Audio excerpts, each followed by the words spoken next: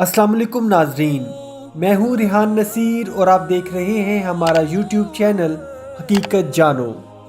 दोस्तों, तूफ़ान नूह का वाक़या बड़ी तफसील के साथ कुरान पाक की सूरह नूह में मिलता है। वैसे तो कुरान पाक और अहादीस मुबारका में अंबिया किराम की कोई तरतीब नहीं मिलती, लेकिन कहा जाता है कि आदम अलैहिस्सलाम के बाद हज़रत शीस अलैहिस्सलाम आए और उनके बाद इदरीस अलैहिस्सलाम और उनके बाद हज़रत नूह अलैहिस्सलाम को अल्लाह ताला ने इंसानियत के लिए पहला रसूल बनाकर भेजा। अल्लाह ताला ने कुरान पाक में वाक़या नूह 43 बार जिक्र किया है और उनकी खुसूसियत ये भी है कि दुनिया की हर मज़हब की किताब में हज़रत नूह अलैहिस्सलाम का तज़किरा मिलता है। दोस्तों, आज की इस वीडियो में हम आपको तूफ़ान नूह और कौम नूह के गर्क होने की मुकम्मल तफसील कुरान करीम के हवालाजात के साथ बताएंगे। लेकिन इससे पहले अगर आपने हमारे चैनल हकीकत जानो को सब्सक्राइब नहीं किया तो बराह करम सब्सक्राइब ज़रूर कर लीजिएगा और साथ ही साथ बेल के निशान को भी दबा दें ताकि ऐसी ही हकीकत से भरी वीडियोस का नोटिफिकेशन आपको मिलता रहे। दोस्तों, हज़रत नूह अलैहिस्सलाम को अल्लाह ताला ने इंसानियत के लिए पहला रसूल बनाकर भेजा, लेकिन उन पर कौन सी किताब नाजिल की गई, इसकी तफसील हमें ना तो कुरान करीम और ना ही दूसरी इल्हामी किताबों में मिलती है।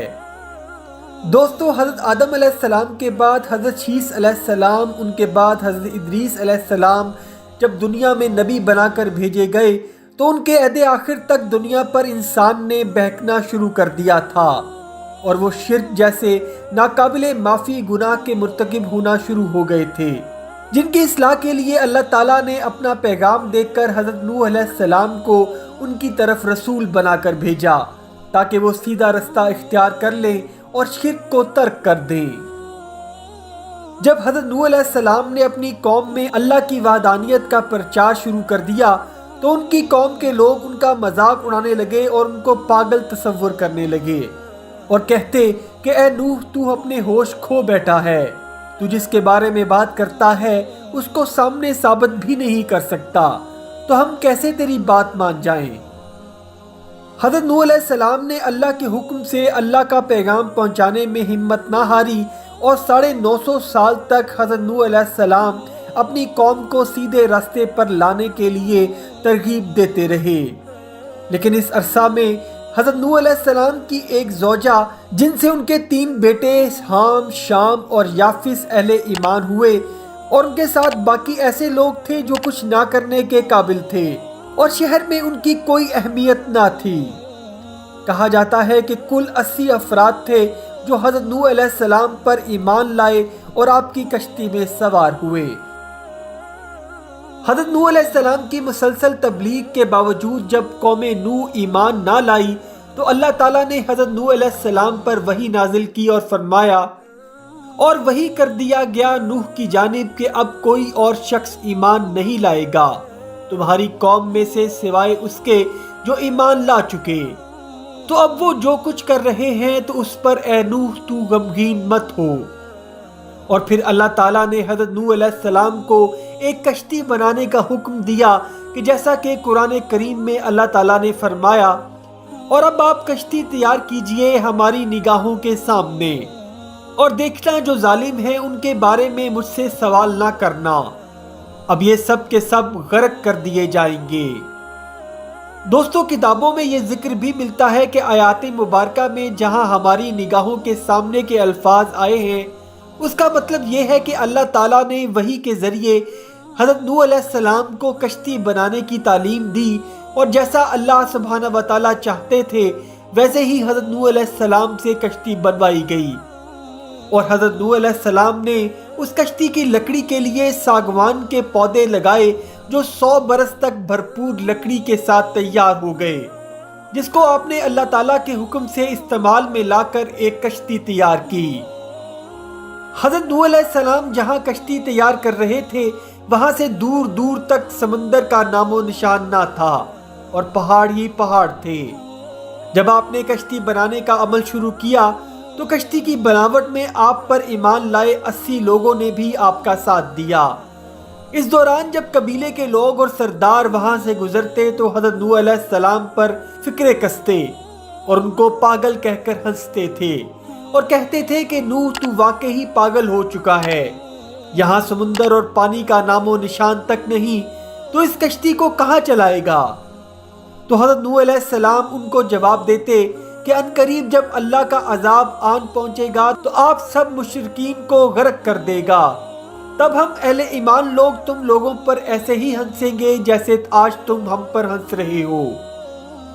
دوستو، اللہ سبحانہ و تعالیٰ نے حضرت نوح علیہ السلام کو طوفان کی نشانیوں سے آگاہ کر کے یہ حکم دیا کہ ان کے گھر کے آگے تنور جب پانی اگلنا شروع کر دے گا تو اپنے اہل و عیال جو ایمان لائے اور دوسرے اہل ایمان لوگوں کے ساتھ ہر جاندار کا جوڑا یعنی نر اور مادہ کشتی پر سوار کر لینا،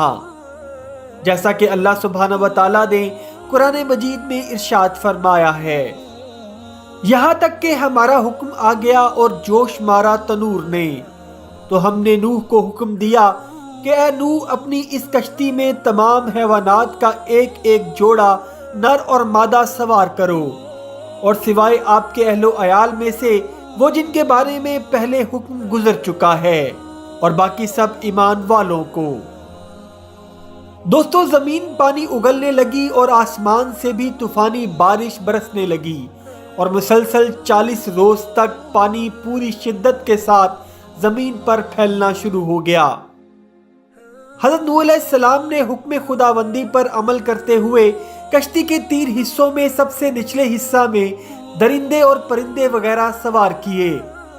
اس سے اوپر والی منزل میں چوپائے جانور، اور سب سے اوپر والی منزل میں انسان جو ذکر میں آتا ہے کہ 80 افراد سوار ہوئے، اور پھر کشتی اللہ کے حکم سے پانی کی موجوں پر کئی ماہ تک تیرتی رہی۔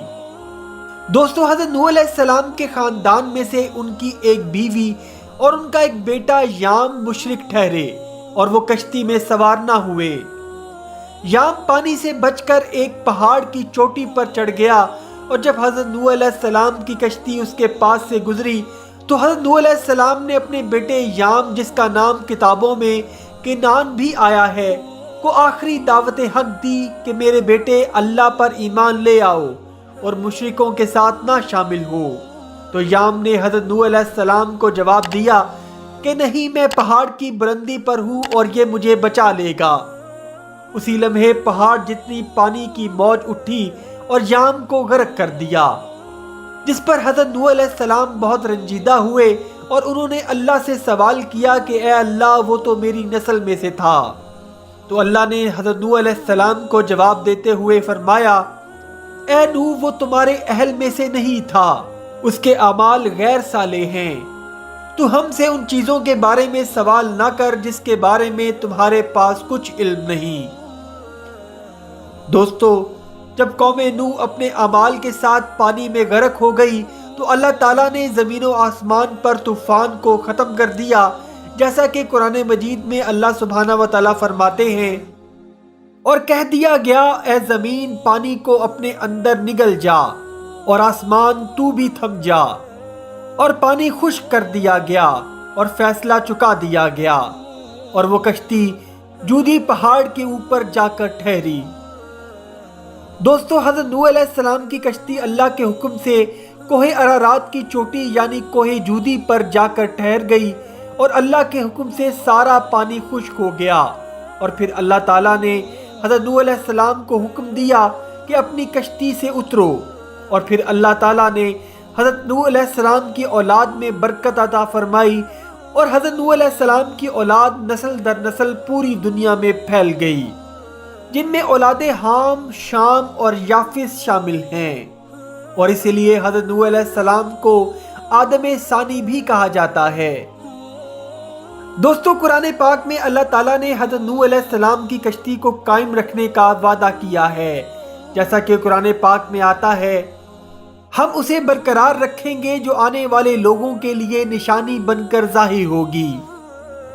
تو اسی تناظر میں کچھ عرصہ قبل ترکی اور روس کی سرحد کے پہاڑی سلسلے میں کچھ پائلٹس نے ایک کشتی نما چیز کی نشاندہی کی ہے، جس کی کچھ تصاویر بھی وائرل ہوئی، لیکن اس بارے میں ابھی مصدقہ کوئی تحقیق سامنے نہیں آ سکی۔ امید کرتا ہوں دوستو آج کی ویڈیو آپ کو پسند آئی ہوگی۔ اگر ویڈیو پسند آئی ہے تو ویڈیو کو لائک، شیئر اور کمنٹ سیکشن میں اپنی رائے کا اظہار ضرور کر دیجیے گا، اور جاتے جاتے چینل کو سبسکرائب کر کے ہماری حوصلہ افزائی بھی کر دیجیے۔ اپنا اور اپنے گھر والوں کا بہت سا خیال رکھیے گا۔ وما علینا الا البلاغ المبین۔